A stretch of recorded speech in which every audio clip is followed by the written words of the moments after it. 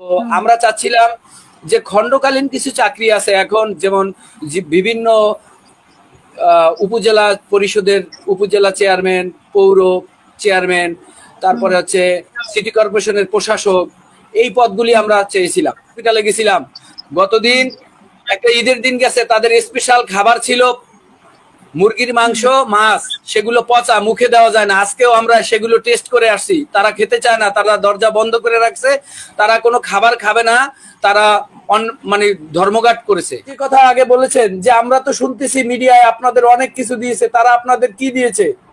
আমি যদি এই কথার ব্যাখ্যা দিই যে আপনি তো দেখতেছেন যে আমাদের অনেক কিছু দিছে, আমরা যে আমাদের ন্যায্য দাবি শহীদ পরিবারের, এই দাবি দয়ার তারা বিপক্ষে অবস্থান নিছে। ওইখানে আমরা মূলত শহীদ পরিবারের কিছু ন্যায্য দাবি দয়ের কথা উল্লেখ করেছিলাম। এর মধ্যে ছিল শহীদ পরিবারের প্রাণের দাবি ছিল, আমরা 100 শহীদ পরিবার আমরা কেন্দ্রীয় শহীদ মিনারে একত্রিত হয়েছিলাম। ওখানে আমরা ছোট ছোট একটা কাগজ আর একটা কলম দিয়েছি যে আপনাদের কি চাওয়া পাওয়া এইগুলো আপনারা লেখেন। ওখানে প্রত্যেক শহীদ পরিবার থেকে একটা জিনিস আসছে, সেটা হচ্ছে তাদের দাবি হচ্ছে 1 কোটি টাকা বিচার, 1 কোটি টাকা, তারপরে শহীদ পরিবারের সুরক্ষা আইন, শহীদ পরিবারের কর্মসংস্থান, শহীদ পরিবারের বাসস্থান, আবাসনের ব্যবস্থা করা, এরকম কিছু দাবি দয় আসছে। আমরা এগুলি প্রধান উপদেষ্টার কাছে উপস্থাপন করেছিলাম। উনি আমাদের তথ্য উপদেষ্টা তখন নাহিদ ইসলাম ছিল, ওনাকে দেখিয়ে দিছে, বলছে এগুলোর ব্যাপারে নাহিদ কথা বলবে। আমরা ওখান থেকে যখন চলে আসলাম, আসার পরে 3 দিন পরে আমি আর আমাদের সোসাইটির চেয়ারম্যান গোলাম রহমান ভাই, আমাদের সেক্রেটারি রবিউল আউয়াল, আমরা 3 জন নাহিদ ইসলামের সাথে 3 দিন পরে দেখা করলাম, ওনার বাসায় গেলাম। আমরা বললাম যে ঠিক আছে, প্রধান উপদেষ্টা তো বাবা তোমাকে দেখাই দিছে, তো এখন আমাদের এই গুলির ব্যাপারে কি সিদ্ধান্ত হয়েছে? তো বললো যে আপনারা কেন 1 কোটি টাকার কথা ওখানে বললেন? আপনাদের তো বারবার বলেছিলাম আপনারা ওখানে টাকার কথা বলবেন না, আপনারা কেন টাকার কথা বললেন? তো আমরা টাকার কথা এই জন্যই বলছি যে আমরা যে মেসেজটা দিই এইটা তার কানে পৌঁছায় কিনা, এই জন্য আমরা সরাসরি ওখানে টাকার কথাটা উপস্থাপন করেছি। এবং আমাদের তার কাছে গিয়ে বলার একটাই আমাদের উদ্দেশ্য ছিল যে আমাদের হয়তোবা আমাদের মেসেজটা তার কান পর্যন্ত পৌঁছায় না, এই জন্যই আমরা তার কাছে গিয়েছিলাম। তো আমাদের এই দাবির ভিতরে আর একটা দাবি ছিল আমাদের, যে আমরা যেসব বাবারা ভাইরা 40 ঊর্ধ্ব যারা আছি, আমাদের তো এখন কোনো সরকারি চাকরির বয়স নাই, আমরা তো সরকারি চাকরি করতে পারবো না। তো যেমন আমার কথা বলি, আমার মেয়েটা 8.5 বছর বয়স, আমার এই মেয়ে কবে বড় হবে, কবে সে গ্রাজুয়েশন করবে, কবে চাকরি হবে? তো আমরা চাচ্ছিলাম যে খণ্ডকালীন কিছু চাকরি আছে এখন, যেমন বিভিন্ন উপজেলা পরিষদের উপজেলা চেয়ারম্যান, পৌর চেয়ারম্যান, তারপরে হচ্ছে সিটি কর্পোরেশনের প্রশাসক, এই পদগুলি আমরা চেয়েছিলাম যে এগুলো আমাদেরকে, আমরা মুসলেখা দিব যে আমাদের পরিবারের আর কোনো সরকারি চাকরির দরকার নাই, খণ্ডকালীন সময় আমাদের এই পদগুলি দেওয়া হোক। তো এই কথার নাহিদ ইসলাম বলল যে আপনারা এসব জায়গায় গেলে আপনারা বিতর্কিত হয়ে যাবেন। তা আমি বললাম বাবা বিতর্কিত হওয়ার কি আছে? না, এগুলা রাজনৈতিক একটা বিভিন্ন প্রভাব আপনাদের উপর পড়বে, আমরা চাই না আপনারা বিতর্কিত হন। আর আপনারা কি এগুলো পারবেন?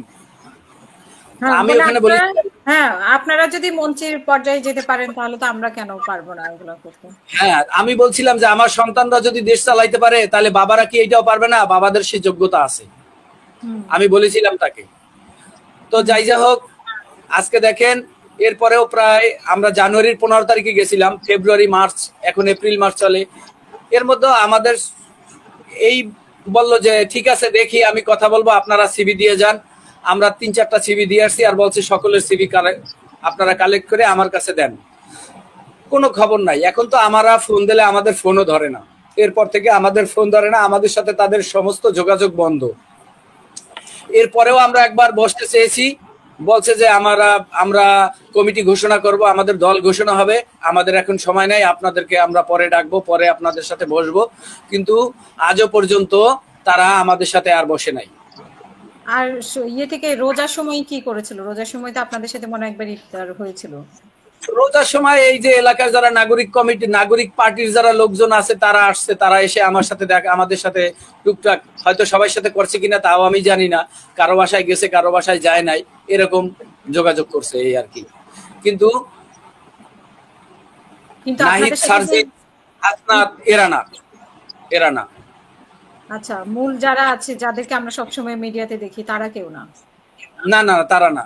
তারা তো এখন আমাদের সন্তানদেরকে পুঁজি করে, তারা তো এখন রিয়েল হিরো হয়ে গেছে, হিরো হয়েছে, তারা উপদেষ্টা হয়েছে, যত রকমের ফ্যাসিলিটি, যত রকমের সুযোগ সুবিধা একমাত্র আমার সন্তান দিল, আমার প্রাণ দিল আমার সন্তানেরা, আর আজকে তারা রিয়েল হিরো, তারা আজকে দেশ চালাচ্ছে। অথচ শহীদ পরিবার, আহতরা কত বঞ্চিত। আজকে আমরা কি বলবো, দুঃখের কথা, আজকে আমরা পঙ্গু হসপিটালে গেছিলাম, গতদিন একটা ঈদের দিন গেছে, তাদের স্পেশাল খাবার ছিল মুরগির মাংস, মাছ, সেগুলো পচা, মুখে দেওয়া যায় না। আজকেও আমরা সেগুলো টেস্ট করে আসছি, তারা খেতে চায় না, তারা দরজা বন্ধ করে রাখছে, তারা কোনো খাবার খাবে না, তারা মানে ধর্মঘট করেছে আহতরা। আমরা সেই খাবারগুলো খেয়ে দেখলাম যে কি বাজে পরিস্থিতি, ভাত রান্না করছে সে চাল পর্যন্ত সিদ্ধ হয় নাই। এই স্বাস্থ্য উপদেশটা কি করে আমি জানি না, এগুলো দেখার কোনো লোক নাই। তাহলে এই সবার ভালোই গেছে, তাহলে আহত নিহতদের কিভাবে ঈদ ভালো গেল? আমরা বাংলাদেশে কোনো মনিটরিং নাই, কিছু নাই। আমরা পরিচালককে খুঁজলাম, বললো উনি নাই। তো এইভাবেই করতেছে, যে খাবারটা কোনো সুস্থ সবল মানুষ মুখে দিতে পারে না, রোগীরা এইগুলো কিভাবে খায়? সন্তানদেরকে যে নির্মম ভাবে, যে কষ্ট দিয়ে, আপনি দেখেছেন যেভাবে আমাদের সন্তানগুলিকে হত্যা করেছে। অথচ আজকে আমাদের এই সন্তানদের বিচারের জন্য আমাদের আজকে রাস্তায় নামতে হয়, আমাদেরকে আন্দোলন করতে হয়, আমাদের রাস্তা ব্লকেট করতে হয়। এর চেয়ে লজ্জা আর কি আছে? আজকে আমি আমার একমাত্র সন্তানকে হারাইছি। আমি 200 টাকা পকেটে নিয়ে কালকে বসেছিলাম যে গত ঈদে আলবিকে আমি 200 টাকা সালামি দিছি, 200 টাকা পেলেই ও খুব খুশি হতো, প্রতিদিন 20 টাকা দিলেও খুশি থাকতো। আমি 200 টাকা কালকে পকেটে নিয়ে বসে আছি, কিন্তু আমার 200 টাকা নেওয়ার মতো মানুষ নাই। আমাদের যে এই কষ্ট, আমাদের যে আর্তনাদ, এটা কেউ বুঝবে না। তারা তো এই যে সমন্বয়করা যারা এক দফার ঘোষণা দিছে, আন্দোলনের ডাক দিছে, তাদের তো কেউ মরেনি, তারা 2-4টা পিটান খাইছে মাত্র। আর তো তাদের কেউ হয় না, তারা কেউ ভাই হারা হয় নাই, কেউ সন্তান হারা হয় নাই, কিচ্ছু হয় নাই তাদের। আজকে দেখেন আমাদের সন্তানরা রক্ত দিল, আর আজকে ফায়দা লুটতেছে তারা। আজকে তারা এই দেশের রাজত্ব করতেছে, তারা উপদেষ্টা হয়েছে, তারা এখন নতুন রাজনৈতিক দল গঠন করছে, সব ধরনের সুযোগ সুবিধা তারা আজকে ভোগ করতেছে। তারা আমাদের কথা চিন্তা করার, আমাদের কথা ভাববার সময়টুকু পর্যন্ত তাদের নাই। আপনি যে কথা আগে বলেছেন যে আমরা তো শুনতেছি মিডিয়ায় আপনাদের অনেক কিছু দিয়েছে, তারা আপনাদের কি দিয়েছে? আমি যদি এই কথার ব্যাখ্যা দিই যে আপনি তো দেখতেছেন যে আমাদের অনেক কিছু দিছে, আমরা যে আমাদের ন্যায্য দাবি শহীদ পরিবারের, এই দাবি দয়ার তারা বিপক্ষে অবস্থান নিছে। তারা বলতেছে কেন আপনারা 1 কোটি টাকা চাবেন? 1 কোটি টাকা পেলে আপনাদের সম্মান থাকবে না, আপনারা দাবি দয়া করলে কিছু পাবেন না, অনেক ধরনের কথা বলছে। তারা আমাদের দাবি দেওয়ার বিপক্ষে অবস্থান নিছে সব সময়। তারা নিজেরা দিতেছে না, মানে সম্মান তো তারাও আপনাদেরকে দিচ্ছে না। তো না, সম্মান তো দিচ্ছে না। তারা মনে করেন সরকার থেকে এনে দিবে, তাতেও তারা বাধা প্রতিবন্ধকতা, তাতেও তাদের কষ্ট হয়, তাতেও তাদের কষ্ট যে তারা সরকার থেকে আমাদেরকে এনে দিবে, শহীদ পরিবার না জানি ধনী হয়ে যাবে। আজকে রক্ত দিল আমার সন্তানরা, আমাদের সন্তানদের জন্য আজকে দেশ স্বৈরাচার মুক্ত হইল।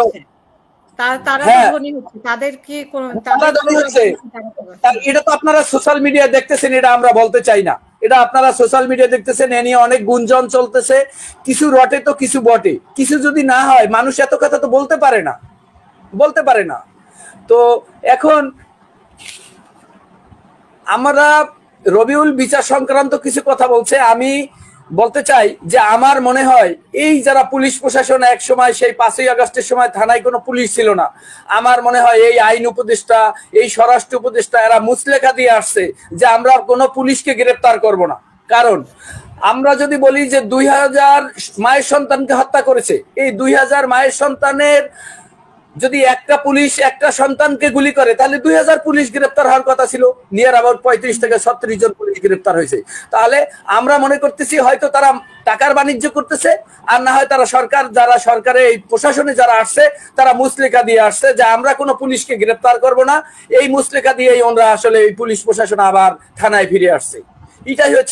এটাই রিয়াল কথা। জি আপা, আপনার মাধ্যমে আমি একটা মেসেজ দিতে চাই, সেটা হচ্ছে আমরা শহীদ পরিবার কোনো রাজনৈতিক দলের ব্যানারে নাই, আমাদেরকে কেউ যেন কোনো ব্যানারে ইউজ না করে, যেহেতু তারা আমাদেরকে প্যারালাল ভাবে, তারা আমাদের জন্য কিছু করে না। তো আমাদের একটাই দাবি, আপনার মাধ্যমে এইটাই প্রচার করবেন যে আমরা শহীদ পরিবার, আমরা কোনো রাজনৈতিক দলের ব্যানারে নাই, আমরা একারা, আমরা কোনো রাজনৈতিক দলের সাথে নাই। আর আপনি যে বলেন যে তারা বিচারের কথা বলে, যতদিন নাহিদ ক্ষমতায় ছিল, তথ্য উপদেষ্টা নাহিদ, কোনোদিন সে আওয়ামী লীগ নিষিদ্ধ এবং এই বিচার এ নিয়ে কোনো কথা বলে নাই। যখন বিএনপি বলতেছে সার্জিস রে যে তুমি 834 পরিবারেরই শহীদ পরিবারের জন্যই কিছু করতে পারে না, তখন সার্জিস বলতেছে যে আওয়ামী লীগ নিষিদ্ধ করা হোক, বিচার করা হোক, শহীদ পরিবারকে 1 কোটি টাকা দেওয়া হোক। অথচ এরাই এই 1 কোটি টাকার বিপক্ষে অবস্থান নিচে আমাদের সামনে, বলছে আপনারা 1 কোটি টাকার কথা বলবেন না। তো আপনার মাধ্যমে আমি লাস্ট আর একটা মেসেজ দিতে চাই দেশবাসীকে, এপ্রিল মাসের মধ্যে, এই চলতি মাসের মধ্যে বিচার কার্যের যদি কোনো উন্নতি না হয়, মে মাসে ইনশাল্লাহ আমরা কঠোর কর্মসূচি দেব। শহীদ পরিবার প্রয়োজনে, আমাদের হারানোর আর কিছু নাই, আমাদের ভয়ের আর কিছু নাই, প্রয়োজনে সকল শহীদ পরিবার বিচারের জন্য জীবন দেবো, আমরা রাজপথে থাকবো ইনশাল্লাহ।